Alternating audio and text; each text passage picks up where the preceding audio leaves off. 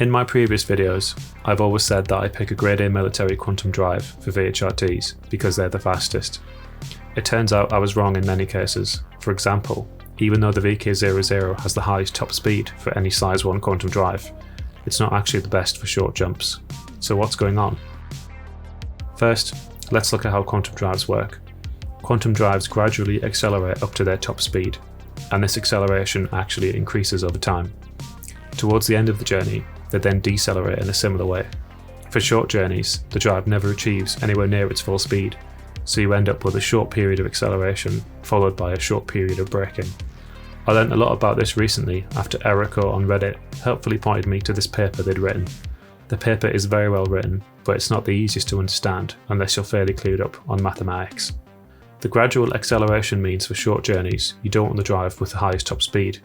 Instead, you want the drive which accelerates the fastest. Think of it like a drag race. It's not about top speed, it's about how quickly you can get off the mark and accelerate. Now, for most sizes, the quantum drives with the higher top speed also have the highest acceleration, so in most instances, you're better off getting grade A military if all you care about is getting from point A to B as quickly as possible. For size 1 quantum drives, it's a bit different though. Many other drives have a higher acceleration than the VK00. The Spectre has the highest acceleration overall, but it also has a high spooling time. The next highest drive, which doesn't have a high spool time, is the EOS. So how do these drives actually compare in-game? Bear in mind, when you're running VHRTs, there are two kinds of jumps you're going to do a lot of.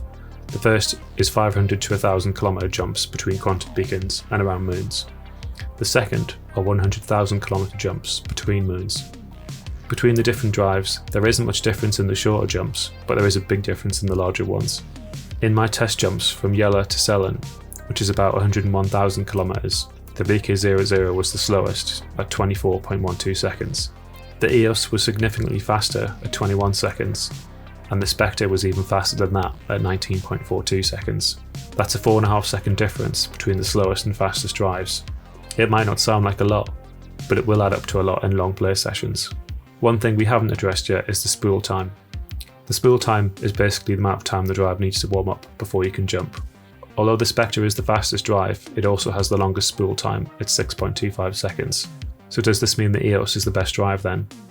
Well no, because you also need to align to target and let the drive calibrate before you can jump. Most players will power the drive on and then align to target, so by the time the drive is calibrated, it will already have finished spooling. And since all drives take at least 6.5 seconds to calibrate, you'll rarely be waiting for the Spectre to spool. The EOS will only be faster if you're already perfectly aligned to your target when you power on the drive, which won't happen much. That's why, from now on when I run VHRTs or other contracts where I don't need to make long jumps, I'll be using the Spectre or the equivalent highest accelerating drive.